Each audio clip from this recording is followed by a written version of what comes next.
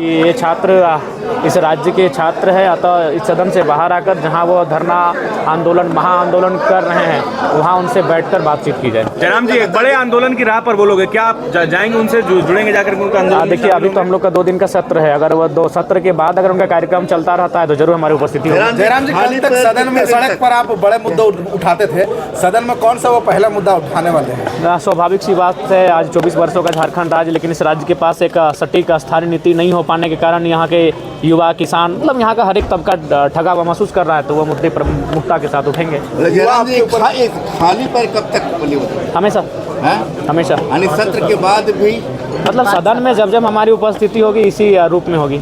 सदन में खाली पर आएंगे। हाँ, इसके पीछे मकसद या सोच क्या है? मकसद और सोच यही है कि लोगों की आस्था का केंद्र यह है। लोग बड़ी उम्मीद के साथ इस सदन की ओर देखते हैं, तो जहाँ लोग की उम्मीदें और आस्था है वहाँ के लिए प्रोटोकॉल होता है। आप हमेशा 50% ईमानदारी की बात क्यों करते हैं? 100% की बात नहीं, अभी संभव नहीं है। देखिए, हम डायरेक्टली, चूंकि हम चीज़ों को समझते हैं, हम प्रैक्टिकली बात करते हैं, हम सवालों से भागते नहीं हैं, तो जो संभव है हम उसी पर बात करेंगे। अगर ये 50% भी अभी स्टार्ट करें तो फिर 55 में जाएंगे, 60 में जाएंगे, 65 में जाएंगे, 75 में जाएंगे। धीरे धीरे ही अगर ये काम करते हैं तो बहुत सुंदर होगा। जयराम जी, आपके कंधों पे युवाओं की जिम्मेदारी आपके कंधों पे है, कैसे इसको पूरा करेंगे? आवाज़ देखिए, बिल्कुल जिम्मेदारी है, बहुत मजबूती के साथ रखी है, और उस चुनौती का सामना भी हमें मजबूती से करना है, और खरा उतरने के लिए हम लोग भी अपनी ओर से कटिबद्ध हैं। अच्छा जयराम, कई सारे वीडियो आपके वायरल हो रहे हैं जिसमें आप अधिकारियों को कई सारे नहीं है, वो बहुत पुराना। हाँ, वो टी शर्ट आज भी पहने। हाँ, खास टी शर्ट था, हमने पहले ही कहा था, जब आज से 1.5 साल पहले ही हमने कहा था एक मीडिया इंटरव्यू चैनल में कि हम जब सदन में हमारी उपस्थिति होगी तो उसी टी शर्ट को पहन के होगी, तो हमने अपने वचन को पूरा किया है। पर इतना गुस्सा देखिए वो गुस्सा का, देखिए हम तो बार बार कहते हैं कि हम भी एक मनुष्य हैं और हम नहीं चाहते कि इस तरह के शब्दों का प्रयोग करें, और हम तो कभी भी नहीं चाहेंगे कि इस तरह का शब्दों का कोई एक विधायक माननीय उपयोग करे। लेकिन वहाँ मसला ये है कि वहाँ 10,000 रुपये से घूस लिया गया और घूस के बाद भी काम नहीं हुआ है, तो हम उनको 3 बार टेलीफोन किए, हमारे फ़ोन से नहीं उठाएं, तो हम किसी और के नंबर से उठाएं तो लगाए, तुरंत उठा लिया, तो किसी को ही भड़केगा भाई। क्या एक विधायक के फ़ोन नहीं उठाते, तुरंत फिर 5 सेकंड में आपका कॉल उठ जाता है, तो ही बोले कि तुम यार तो थोड़ा सा हो गया टर्न हमारा। आगे भी ऐसी कार्रवाई? अब देखिए, 6 महीना में 7 महीना में 1-2 बार ऐसे कार्रवाई हो जाएंगी, लेकिन हम तो चाहते हैं कि हम तो तमाम पदाधिकारियों को भी बहुत प्यार से कहते हैं कि आप हमारा छोटा भाई बुलाइए, कोई दिक्कत नहीं, आपसे हम छोटे हैं, तो ऐसा कोई बात नहीं। हमारा वो रूप भी आप सबके सामने है, लेकिन कभी कभी वो रूप दिख जाता है। आपका तेवर अधिकारियों के प्रति एकदम टाइट नजर आ रहा है। देखिए, अधिकारी चूंकि अधिकारी 60 साल के लिए आते हैं, नेता 5 साल के लिए आते हैं, तो अधिकारी अगर सही से काम करेंगे तो हमें नहीं लगता है कि कुछ प्रॉब्लम्स होगी।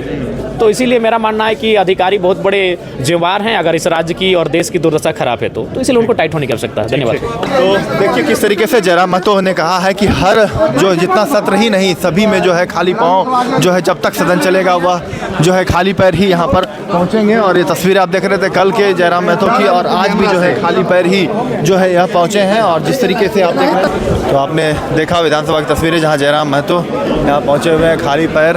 और अब देखिए पूर्णिमा दास साहू जो रघुवर दास की बहू है वह यहाँ पर पहुँची है आज दूसरे दिन, और कल जिस तरीके से उन्होंने कहा था कि हम मजबूती से आवाज़ उठाएंगे, और आज भी जो है कहीं न कहीं आवाज़ उठाएंगे मजबूती से। देखिए जयराम महतो विधानसभा के अंदर जो है जाते हुए खाली पैर। मंत्री दीपक बिरुआ विधानसभा सत्र के दूसरे दिन विधानसभा के अंदर जाते हुए, मंत्री शिल्पी नेहा तिर्की को आप देख रहे हैं, देखिए क्या कुछ कह रहे हैं। मुझे ऐसा लगता है कि लीडरशिप के लिए आपको कोई पद की ही आवश्यकता नहीं है, लीडरशिप आप कहीं से भी कर सकते हैं। लीडरशिप के लिए इस तरह से खींचतान अगर होगा तो गठबंधन कमजोर दिखेगा, इसीलिए हम लोग जो संजय यादव जी पहुंच चुके हैं, राजद के इकलौते मंत्री हैं, 4 विधायकों में से हैं। और कल जिस तरीके से कहा था कि श्रम नियोजन और उद्योग का विभाग इन्हीं के पास है, और काफ़ी फोकस है इस बार सभी युवाओं पर रोजगार को लेकर जो है। आज दूसरे दिन पहुंचे हैं मंत्री जी, क्या होने जा रहा है? सर्वसम्मति से सभी लोगों ने सहमति भरी है। ये लाइट एंटी आएगा स्पीकर पद अभी अंदर जा रहे हैं ना, क्या व्यवस्था है देख लेते हैं, उसके बाद देंगे आप लोग। स्पीकर का चयन करना है, उसके बाद जनता के हितों के लिए, संरक्षण के लिए, उन्नति के लिए, रोजगार के लिए यहाँ पर कई नीतियों को हम लेके आएंगे, जनता के उम्मीदों पर हम खरा उतरेंगे। ये हमारी पहली प्राथमिकता है। कि एजेंडा तय किए जा रहे विपक्ष की तरफ से सत्ता पक्ष को घेरने के लिए। विपक्ष का काम है, हम लोगों ने एजेंडा तय कर चुके हैं।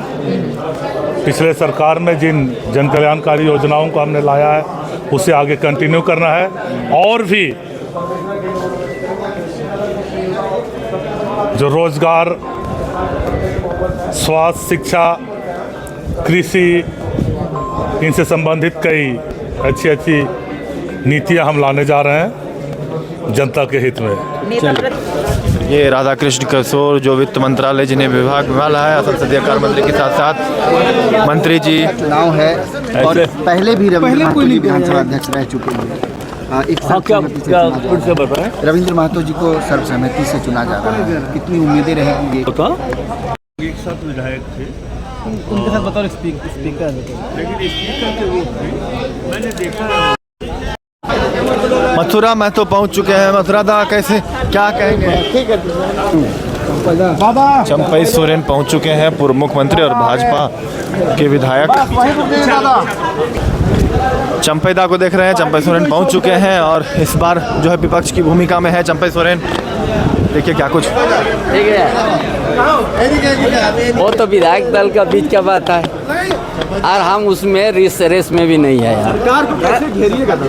ये भी नया जनादेश है, जनादेश सिविक सरकार को काम करने दिया जाए। अगर भाजपा नेता दादा अगर पार्टी चाहेगी आप नेता प्रतिपक्ष बने तो क्या एक्सेप्ट करिएगा इसको? पहले तो होने दीजिए, किसी कुछ नहीं, लेकिन हम उसमें दौड़ में हाई नहीं। चलिए, स्पीकर को लेकर कमजोर हो गई है, स्पीकर को लेकर पिछले बार के विपक्ष और कमजोर हो गई, वो कह रहे हैं। क्या वो कह रहे हैं कि पिछले बार के मुकाबले विपक्ष और कमजोर हो गए। देखिए, कौन बोल रहा है? सत्ताधारी दल कह रहे हैं, जेएमएम कह रहे हैं। देखिए, अब उनको अभी जनादेश मिल चुका है, गठबंधन को काम करने दिया जाए। आज विपक्ष उसमें देखेंगे कि क्या जो उन्हें आपने कहा है वो काम हो रहा है कि नहीं हो रहा है, देखा जाए। अभी वो पहले ही से हम लोग क्यों बोलते जाएंगे? ऐसा व्यक्ति तो हम लोग नहीं है भाई, काम करने दिया जाए उसको। अभी आपके बारे में कहा जा रहा है कि आप घर वापसी करने के नहीं, हम जहाँ पर आ गए वहीं पर रहेंगे। घर वापसी नहीं करेंगे दादा? नहीं। तो घर वापसी की बिल्कुल नहीं है चंपई सोरेन का इरादा, और विपक्ष में ही रह के जो है मुद्दों को उठाएंगे और सरकार को कहीं न कहीं घेरने की बात जो है कर रहे हैं चंपई सोरेन। चंपई सोरेन को देख रहे हैं आप अंदर विधानसभा की ओर। तो देखिए, कांके से कांग्रेस के विधायक सुरेश बैठा अपने पूरे परिवार के साथ यहाँ पहुँचे हैं। काफ़ी लंबे अरसे के बाद जो है कांके का किला फतेह कर सुरेश बैठा विधानसभा पहुंचे हैं। आप देखिए तस्वीरों में किस तरीके से जो है चेहरे पर खुशी दिख रही है। आज दूसरा दिन है विधानसभा सत्र का और बेरमो से अनूप सिंह भी पहुंच चुके हैं विधानसभा। आप देखिए किस तरीके से आज दूसरे दिन यहां पहुंचे हैं और टाइगर जयराम महतो को इस बार हरा कर जो है कहीं न कहीं विधानसभा पहुंचे हैं। भैया आज दूसरा दिन विधानसभा का दूसरा दिन, आज दूसरा दिन तो जा रहे हैं। सर, एक बड़ा मुद्दा देखिए, आंदोलन करना डेमोक्रेटिक कंट्री में लोगों का राइट्स है, वो आंदोलन कर सकते हैं, लेकिन सरकार आंदोलन के आलोक में जाके कार्रवाई करे, ये सरकार की कार्यशैली नहीं होती है। सरकार को बहुत चीज़ों का जायज़ा लेना पड़ता है, देखना पड़ता है कि क्या इसमें तत्व हैं, क्या सही है, क्या गलत है। उसके बाद अगर कुछ ऐसा पाया जाएगा तो सरकार उस पर कार्रवाई करेगी। तो युवाओं को क्या कहेंगे जो आंदोलन की ओर आगे बढ़ रहे हैं? युवाओं को बस इतना ही कहूँगा कि धैर्य रखें। अगर कुछ गलत हो रहा होगा उनके साथ तो निश्चित तौर पर हेमंत सोरेन की सरकार और हेमंत सोरेन जी उन पर कार्रवाई करें। दूसरा दिन है सर विशेष सत्र का, आज स्पीकर को भी चुना जाना है। तो जा रहे हैं स्पीकर, तो हमारे मेरे को लगता है कि सर्वसम्मति से उनको चुन लिया ही गया है एक तरीके से, क्योंकि कोई नॉमिनेशन हुआ नहीं है। विधायक दल का नेता लेकिन नहीं बना सर। को लेकर के भी अभ्यर्थी परेशान है। देखिए, जेपीएससी के अध्यक्ष की नियुक्ति होनी है और मैं समझता हूँ बहुत जल्द इस पर सरकार निर्णय लेगी। पिछले बार भी आनन फानन में लोगों ने आरोप लगाया, जिसके चलते हमारे जेपीएससी के अध्यक्ष ने स्वयं इस्तीफा दिया, नीरज सिन्हा जी ने। आगे सरकार का निर्णय है, मुख्यमंत्री जी का निर्णय है, जिसको बनाएंगे आगे देखा जाए। स्वास्थ्य मंत्री इरफान अंसारी पहुंच गए हैं विधानसभा के आज दूसरे दिन। देखिए तस्वीरों में किस तरीके से जो है आज नई जिम्मेदारी के साथ जो है कहीं ना कहीं इस बार मिली है विभाग का। आज स्पीकर को लेकर चुनना है, क्या कहते हैं मंत्री जी?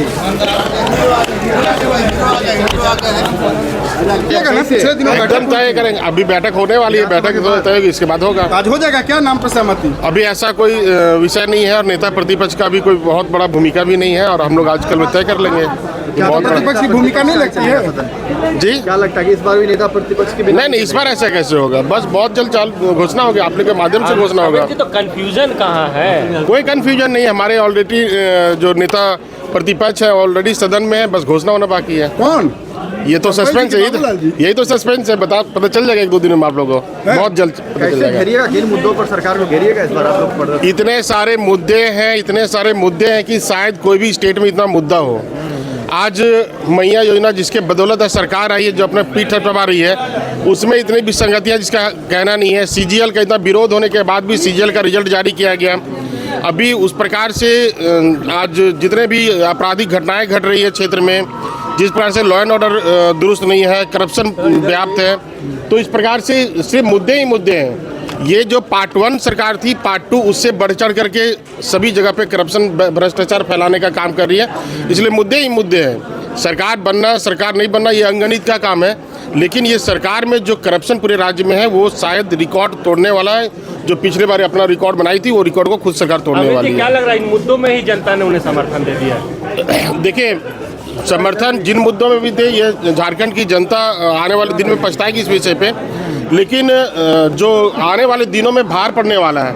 आज आपको मैं एक उदाहरण देना चाहता हूँ, आप भी उससे अछूते नहीं हैं। बिजली बिल माफ़ी किया गया, बहुत सारे लोग खुश हुए, लेकिन अभी जिस प्रकार से दोहन हो रहा है कंज्यूमर पे, मिडिल क्लास के कंज्यूमर जिस प्रकार दोहन हो रहा है, व्यापारी वर्ग पे दोहन हो रहा है, जिस प्रकार से बिजली बिल बढ़ाएगा, किस पे आएगा? ये सीधा ना सीधा पब्लिक के पे आएगा। ये सिर्फ जादुई आंकड़ा है, ये सिर्फ अंगणित का खेल है और ओवरऑल ये सारे भार हम आप पे ही पड़ने वाले हैं। इसलिए ज़्यादा खुशी होने की जरूरत नहीं है, ये भार ओवरऑल राज्य के जनता पे ही आने वाली है। ठीक है, नेता प्रतिपक्ष का मौका मिला तो बनेंगे। अमित यादव बन रहे हैं क्या? ऐसा कुछ नहीं है, मैं कहीं से नहीं बन रहा हूँ और ना ही मेरे पास ऐसा कोई प्रस्ताव, ना ही मैं किसी के पास आग्रह करने गया हूँ। मैं अभी भारतीय जनता पार्टी के सिपाही के रूप में, कार्यकर्ता के रूप में, अभी मुझे बहुत सीखना है, सदन में सीखना है, सदन के बाहर संगठन में सीखना है, अभी मुझे कार्य करना है। ऐसा मेरे पास कोई प्रस्ताव नहीं है। मेरे तो बनेंगे। भारतीय जनता पार्टी की जिम्मेवारी कुछ भी आएगा। पिछले बार अगर पार्टी ने मुझे टिकट नहीं दिया, मैं निर्दलीय के रूप में भी चुनाव जीत करके भारतीय जनता पार्टी के साथ रहा कि नहीं रहा? इस बार भी भारतीय जनता पार्टी ने मुझे टिकट दिया, मैं जीत के आया, भारतीय जनता पार्टी के साथ हूँ। चंपाई जी मेरा साथ रहेंगे ना? है, बिल्कुल है। चंपाई जी है, हमारे साथ बैठे हुए हैं, सदन में हमारे साथ है, इसमें कोई दो राय नहीं है। नेता प्रतिपक्ष बना रहे हैं उनको? ये पार्टी का निर्णय है, ये हमारा निर्णय है। पार्टी जिसको बनाएगी सर्वसम्मति से तय किया जाएगा। इसमें बिल्कुल हम लोग का सारे लोगों का समर्थन है। रविंद्र कुमार नाथ महतो जी के साथ हम लोग का समर्थन है और सर्वसम्मति से आज हम लोग उसको सदन का अध्यक्ष चुनेंगे। ठीक है।